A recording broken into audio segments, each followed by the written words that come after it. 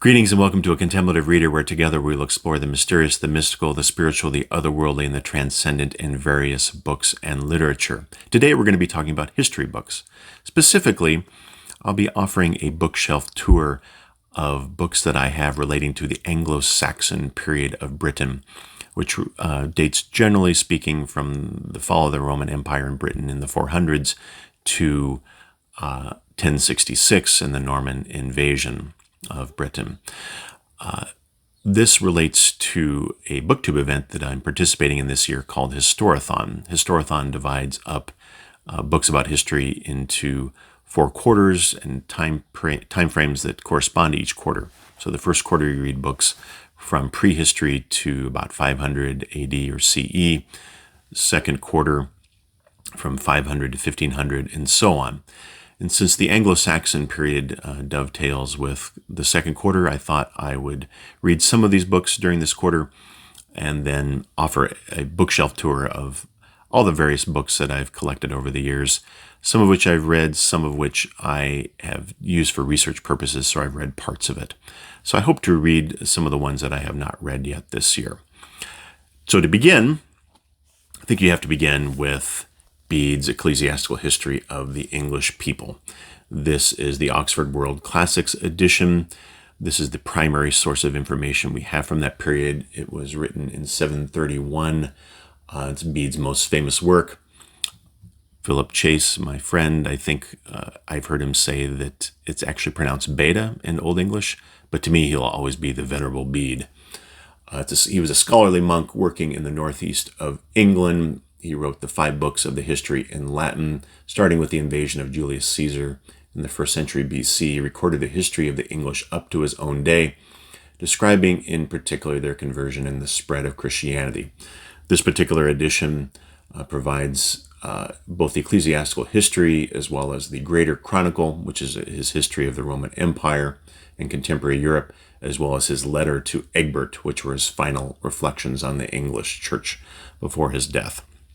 It's not an easy read, but I think it's a critical work that if you wish to know that particular era of history from this primary source, this is where you have to start, and this is a good edition from Oxford World Classics. Next, a book that I have not read yet, but I hope to read during this quarter, trying to find a place to put my books here, is The High King of Heaven by Benedicta Ward. Ward recently died, and she was a sister, a nun in the Church of England, so she was an Anglican nun.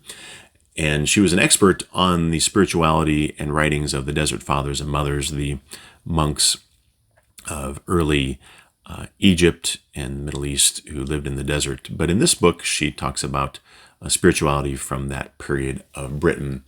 In the 7th and 8th centuries, missionaries from Rome and Ireland brought Christianity to England. The English piety which developed resulted from the rich mingling of Celtic, Roman, and Anglo-Saxon influences.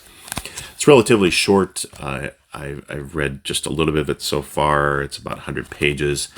It doesn't have a lot of illustrations, but it does have a couple of pictures which I think have nice illustrations from that period. This is from the life of St. Cuthbert, I believe, a depiction of a cross, which still exists from the Anglo-Saxon period as well, if you can see that there. So anyway, that's a book that I do hope to get to during this quarter. A classic work relating to Anglo-Saxon Christianity is by Henry Mayer Harding, and it's called The Coming of Christianity to Anglo-Saxon England, first published in the early 1970s, and this is the 3rd edition from 1991. He was a fellow and tutor in history at St. Peter's College of Oxford. And just the blurb on the back says, this is a probing study of the way in which Christianity was fashioned in England, giving full weight to the variety and wealth of the traditions that contributed to early Anglo-Saxon Christianity. So this one's a little bit longer work, 300 some pages, has a lot of the classic names and events that occurred during that time frame. It talks about the Roman missionaries, the Gregorian missionaries, the Synod of Whitby, which was a major event in England, which I believe was in the year 597. The influence of the Northumbrian monasteries, as well as some of a discussion of the prayer and worship of the early Anglo-Saxon Christians. Next, this is quite a volume, an excellent volume by John Blair, who was a scholar in Anglo-Saxon history, and he wrote this book, The Church in Anglo-Saxon Society. This was written in 2005, published by Oxford University Press. What I like about this book is it's not so much a focus on the major people and events of that time frame, but a detailed history of the church on the ground, so to speak. What it looked like in the minsters, which was sort of an adaptation of the Latin word monasterium, but it really meant kind of the cultural center of these areas, where there would be a cathedral church or a large church with a monastery nearby, and how kind of the whole life of the area revolved around that, whether economically, spiritually, culturally, or the like. And so they really were monastic towns, so monasteries with towns surrounding them. And this focuses on that period of English history and the development of those minsters. And actually, to this day, you're probably aware that some areas and some towns in Britain have the name Minster attached to it. So, next, Conversion of Britain. This is written by Barbara York, a professor of early medieval history at the University of Winchester. This, as the title indicates, talks about how there were four distinct peoples: the British, Picts, Irish, and Anglo-Saxons. In the 600s, the British and the Irish were already Christians, but the Anglo-Saxons and the Picts were starting to convert to Christianity at that point. And it gathered momentum by the 7th century.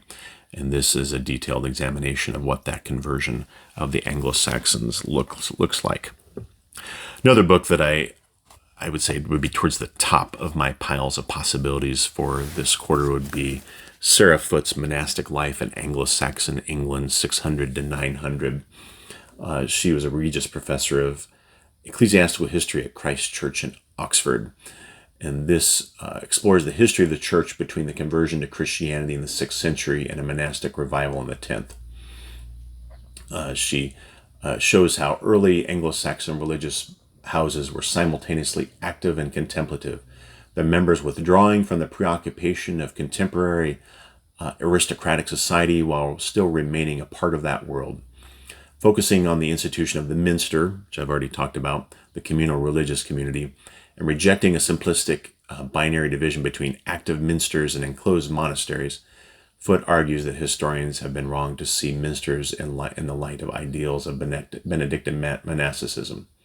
Instead, she demonstrates that Anglo-Saxon minsters reflected more of contemporary social attitudes despite their aim for solitude. They retain close links to aristocratic German Anglo-Saxon society. So this one should be quite an interesting historical study of Christianity in that period. Next, those are kind of the broad surveys of Anglo-Saxon Christianity that I have. Next, there are some devotional books that I have which talk about the saints of Anglo-Saxon Christianity. There's a 3-volume set called The Saints of Anglo-Saxon England. This is published by St. Nectarios Press of Seattle, Washington. This is a publisher from the Eastern Orthodox tradition. So these talk about little biographies or hagiographies, which are writings about the saints from 900 to 9th century to 11th century. It talks about figures, of course, such as King Alfred the Great, St. Edmund the Martyr, King Edmund, the Martyr King, King Wiston of Mercia, various St. Alban, lots of saints from that period of time. This is written and compiled by an author named Vladimir Moss. who is from the Eastern Orthodox tradition, and kind of the version of history that he advocates for is that prior to the Norman invasion of 1066, he indicates that Anglo-Saxon Christianity was really more Eastern Orthodox than it was Latin or Roman Christian. I'm not going to get into the debate as to the validity of that position, but I think these are still valuable sources for information about the saints from that period, as well as he wrote a follow-up book called The Saints of England's Golden Age. And this is published by the Center for Traditionalist Orthodox Studies, and it has an additional biographies of various saints from that period of England. So next, some broader surveys of church history in England and Britain. The primary book is The History of the Church in England by J.R.H. Mormon, who was a bishop in the Church of England. This is a survey of English church history all the way from the beginning up to the 20th century. So really only about the first 50 pages or so deal with Anglo-Saxon Christianity. Much of the rest of it deals with the church during the later Middle Ages as well as after the Reformation. But it does have kind of a nice survey of the conversion of England and what the early church in England looked like. Similar, I have a 2-volume set from Gordon Mersell about English spirituality. The first volume is from earliest times to 1700, and then the second volume is English spirituality from 1700 to the present day. Obviously, it's going to be the first volume which will deal with Anglo-Saxon Christianity.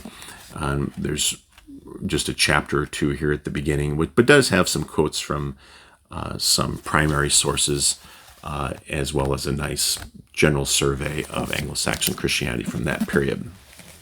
Next, in my piles of possibilities in my bookshelf tour, a couple of books which deal with the Anglo-Saxon period in general. First is Mark Morris's The Anglo-Saxons, History of the Beginnings of England from 400 to 1066. This is from Pegasus Books. Mark Norris is a historian specializing in the Middle Ages. I've read parts of this book. I have not finished it, so perhaps I could do that during this quarter. This is a relatively recent one, published in 2021. One that I just picked up, and it's even more recent publication, I believe. Saw this on the shelves at Barnes & Noble, and thought, I'm going to try this one out. And so I've read parts of this one as well. This is The Birth of the Anglo-Saxons, 3 Kings and a History of Britain at the Dawn of the Viking Age by Max Adams. So this is published by, let's see who published this, also by Pegasus Books, and this was published just in 2025. So this one's less than a year old yet. And this one, as the title indicates, really focuses on the on the political leaders of that beginning of the Anglo-Saxon period of British history.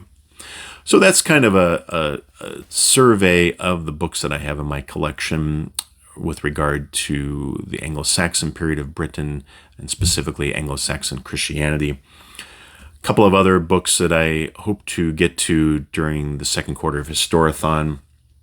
I try to read some outside of Western European history, and this one should fit the bill on that. It's called The Lost History of Christianity, the 1,000-Year Golden Age of the Church in the Middle East, Africa, and Asia, and How It Died. This is by church historian Philip Jenkins.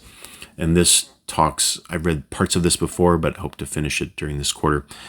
This talks about the spread of the church during that period, largely 500 to before 1500, not into Western Europe, but further into the Middle East, into India, to China, to Asia, and how that form of Christianity differed from Western Christianity in that it did not follow the beliefs about the relationship between the human and divine natures of Christ, defined by the councils of Chalcedon and Ephesus.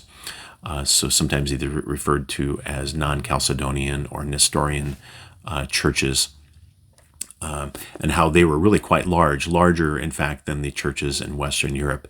But eventually, due to various historical circumstances, these churches have largely died out in the intervening years. A couple of books that I started during the first quarter, because these are general survey books of history, which go all the way from ancient times into close to the present. So I've started these, and we'll continue to read parts of these during the second quarter as they relate to this time period. First is Dominion by Tom Holland, How the Christian Revolution Remade the World. This is as good as advertised. It's an excellent survey of the relationship between Christianity and culture and morality over the centuries. And then next is A History of the World in 12 Maps by Jerry Broughton, which takes a look at 12 maps developed throughout history and how they impacted history, and kind of the way cartography and history have been connected throughout the ages. So those are some things that I'll be reading during the second quarter. I hope you enjoyed this little bookshelf tour and discussion of piles of possibilities. And at some point in time, towards the middle of the year, I'll go into greater detail about some of the books that I've actually read during Historathon so far this year. Thank you for watching. Peace be with you.